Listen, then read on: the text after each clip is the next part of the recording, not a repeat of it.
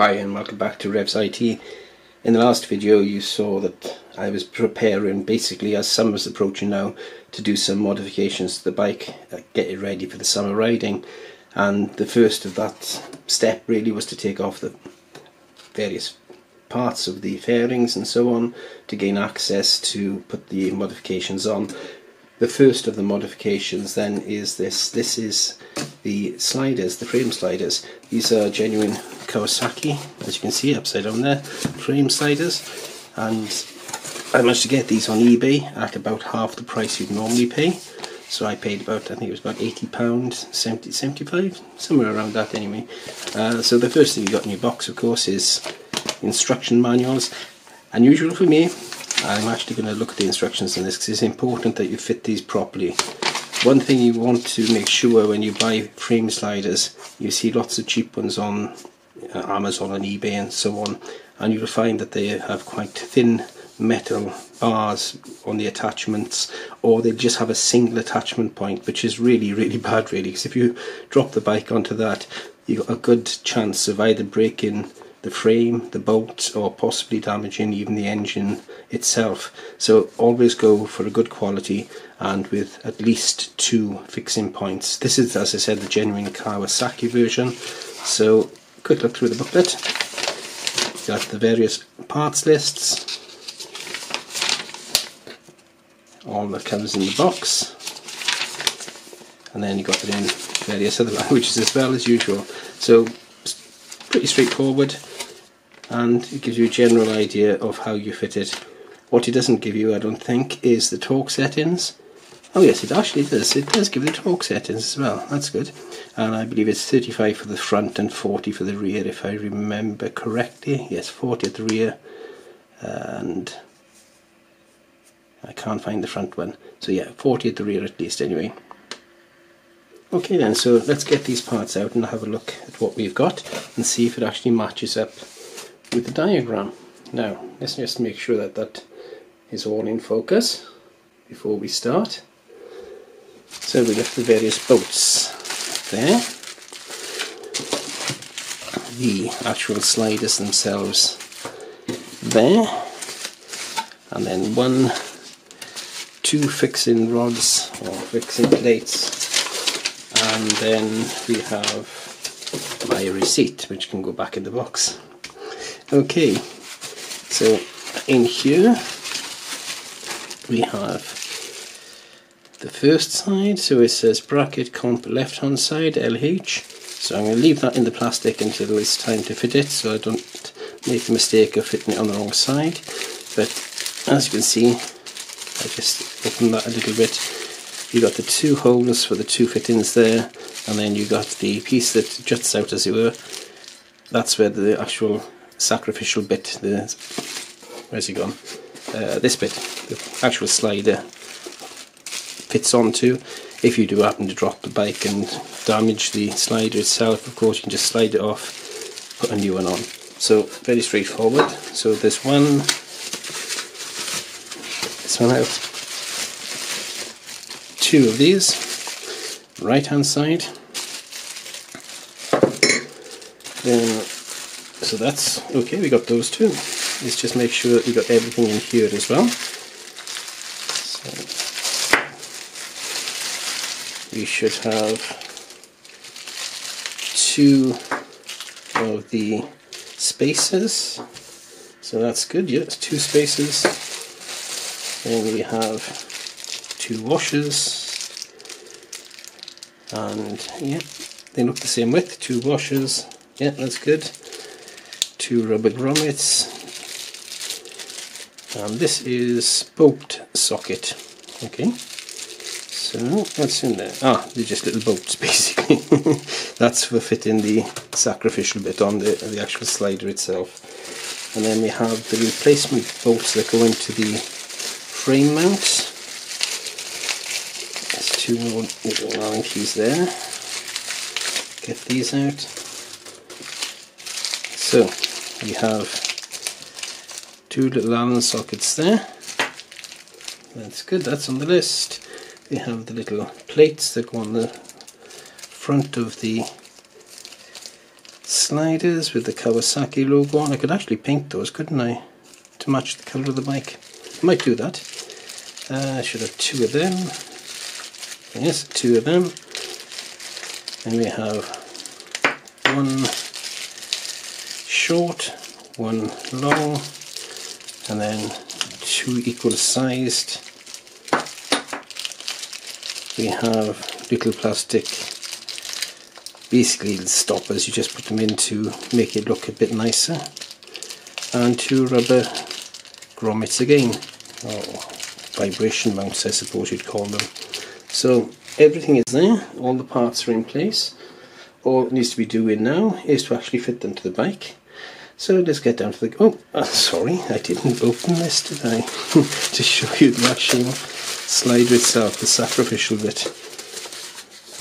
But of course when I say sacrificial, this is the bit that gets ruined when and if you drop your bike, or if and when you drop your bike, whichever. And of course there are 2 of them. So there we go. And they're like a hardened ABS type of rubber. And these, after everything is put on, these slip in there, and the 2 little bolts that we got down there hold that in. I think I might actually paint that in my colour green for my bike. I'll see if I can pick up a spray can, because I think that would look nice, actually green rather than silver. I thought they would have been green actually, but there we go. I suppose they leave them blank so you can paint it with the colour of your bike. Sensible really. Okay, let's get down to the garage and get these all fitted up.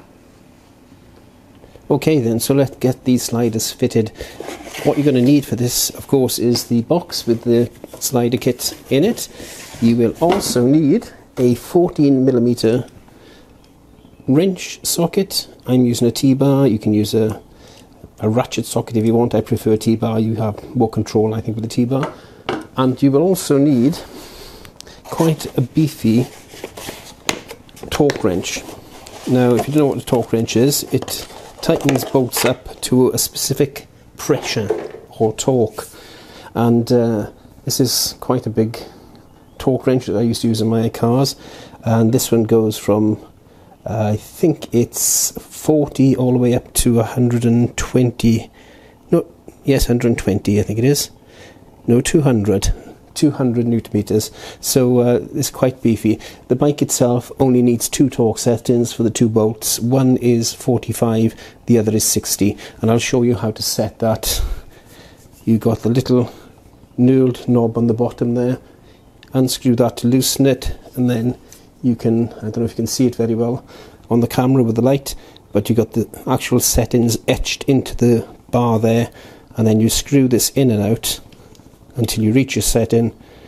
Tighten the little knurled knob on the bottom to fix it in place, and then that's ready for setting up. So what I'll do is I'll set this to 45 first, and then I'll do the 2 45 bolts, and then I'll set it to 60 and do the 60 bolts. There is another little marker on the top there. Sometimes, especially with older engines, they tell you to set it to hand tight and then take it so many degrees past, and on the top of there's a little marker of degrees, but we won't be using that at all. So 14mm socket, a wrench of some kind, T-bar or ratchet wrench, and definitely you need this torque wrench as well. Okay, so let's get on and fit these into the motorbike itself. Now we need to get the parts ready, so we need the bracket first of all, and on here you'll see that it's marked bracket comp right hand RH. They both have part numbers. This ends in 01, the other ends in 00. So let's get this open.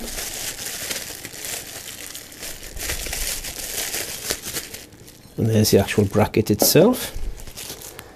The next thing we're going to need, if I can find it in the box, is little rubber grommets. We're going to need a spacer. Then we're going to need the washers. And finally, the various bolts. Now notice that these are different size, different length bolts for either side. And then you have 2 which are the same length there. And also these are not bolts, these are torque, Allen key bolts.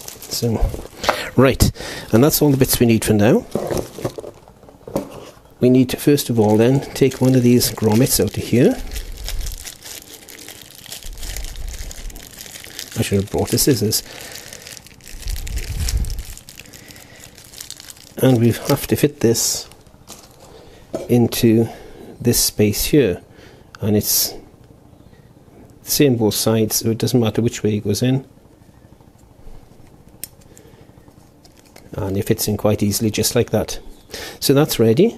We now need to get one of these bolts out.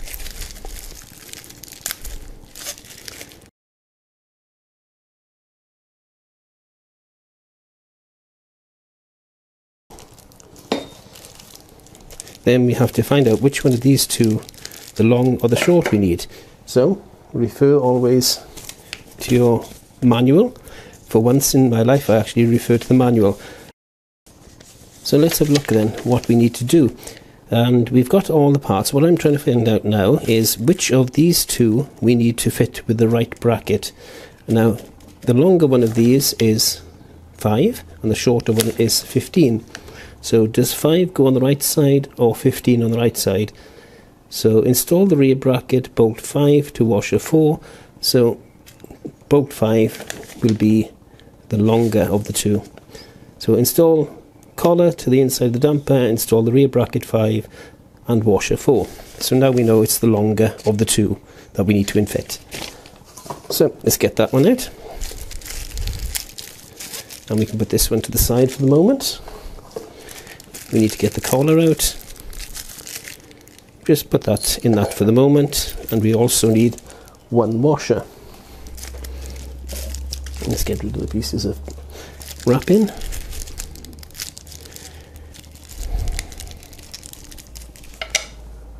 So now we have all the parts we need. We have the front and we have the rear.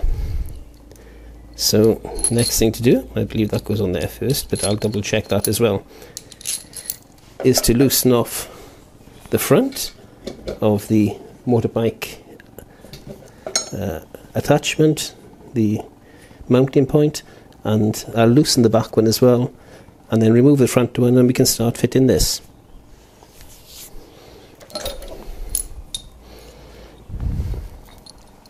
Okay, so now we need to loosen off the front bolt as per the instructions. So I need my socket and T-bar, and there we go. Loosen that off, and then we can just put the T-bar like that and spin it out until it's loose enough to take out by hand. Do these one at a time, because you don't want to have both of the engine mounting bolts detached from the engine itself.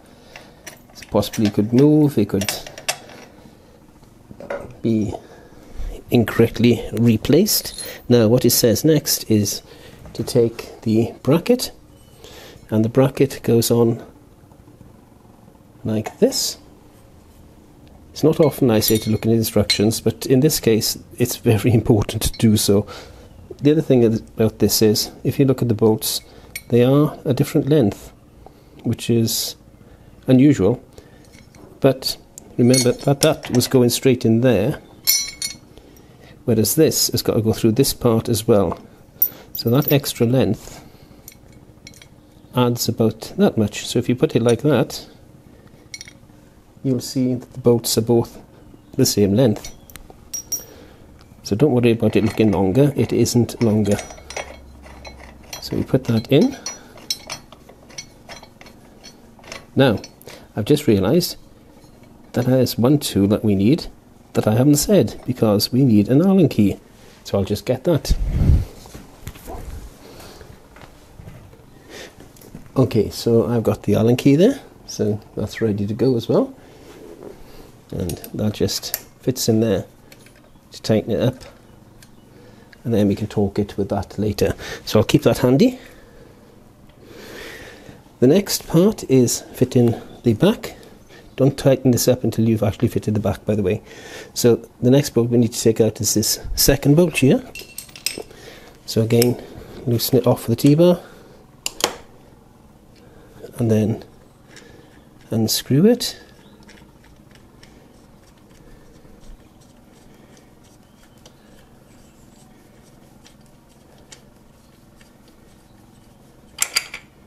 And there's the second bolt free. Put that to the side. And then we have our new bolt with our washer and our spacer. Do check again, always check to see that you've got them in the right order. So we need to have the spacer there, which fits in behind this. Sorry, I got it the wrong way around. Fits in behind this. That's the grommet for the fairing, of course. Fits in behind this, and then this part presses up against there. Now looking at this, it doesn't actually tell you which way is which, but I can see that the longer, thinner goes into the rubber grommet, and the shorter, fatter goes against this part here.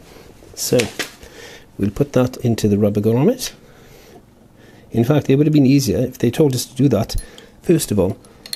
And that goes on there, and then this with the washer goes in there. Double check that that's right. It says install the right in the damper. It says install the right collar to the inside damper, install the rear bracket bolt and the washer. So yes, rear bracket bolt and the washer go on the outside. We tighten that up. I like doing things by hand because if you find there's a tight spot before you get this actually tightened, you'll know that the bolt has gone too far. Whereas now we know that it's okay because I can actually tighten it right up like that without it actually pressing against anything inside there. And then we'll just nip that up again with the T-bar. So the next thing we do now, we've got the bracket on, we need to tighten the front and the back. So the back is 45, the front is 60, and it tells us that in here again. Once again, looking at the instructions, it tells us the actual torque sentence. Bolt 6, 60 Newton meters, and bolt 5, 45 Newton meters. Gives the other variations of torque setting as well there, but I go with the Newton meters. So bolt 5, 60 Newton meters. No, I got that the wrong way around. So bolt 6, 60 Newton meters, and bolt 5, 45. 660, 5, 45. And you know that bolt 6 is the black one and bolt 5 is the silver one. So next thing we do then is get our torque wrench and set this to 45. Tighten the bottom up. That's the little old knob again. Tighten that up to keep it in place, and we're going to tighten this bolt up now to 45 Newton meters, and you'll see when it gets to that pressure that the torque wrench will click to say it's done it. So here goes. Put it on. This already set up. You can actually do it both ways, so it goes one way or the other. So we're going to tighten this up to 45.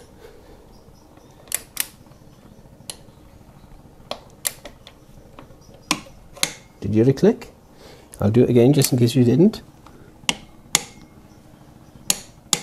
That little click means it's reached 45. Now we have to adjust this once more to 60 this time. So undo that little knob on the bottom, and then we can start to tighten it up to 60. So we go all the way up,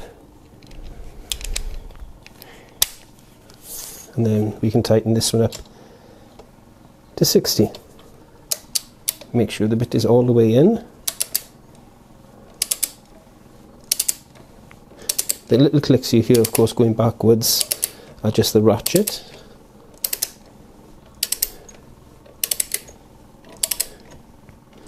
And now I can feel it tightening up, and then we can start putting pressure on until it clicks.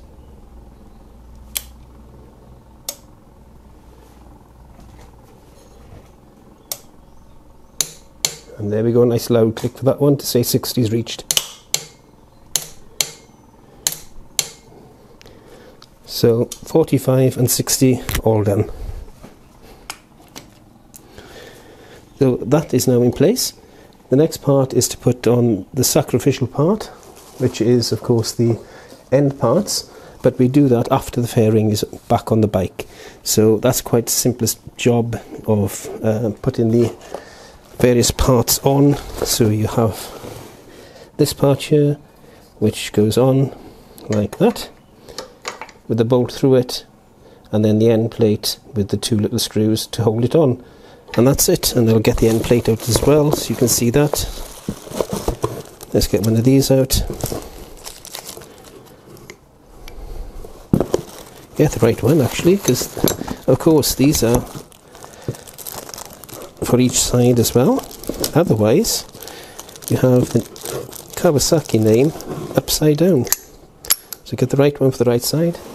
That'll be screwed on first, then the end plate is put on in place like that, and it's all ready to go. I'll do that after the fairing's back on, and I'll give you an update at the end of the video, because there's other things we need to do while the fairings are off. So it's as simple as that, and the other side is exactly the same. Reverse procedure on the other side. Take the front off, take the back off, put the bracket on first, tighten it all up, and there we are, done and dusted. So that's fitting the sliders. The next job we've got to do is fit in the heated grips.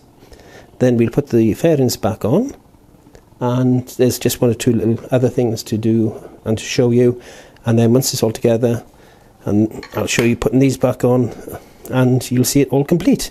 So if you haven't seen the video for taking the fairings off, I'll put a link up above, and if you want to see me put the heated grips on, the Oxford grips, subscribe and put that bell notification on. I suppose you don't have to, but if you want to, I know there's hundreds of other channels out there who do this. I'm just showing you the way I do it, because I'm approaching it as a noob. I haven't done this job before, but follow the instructions, do it right, do it by the book, and everything should be okay. For now though, ride on, ride safe, and thank you for watching.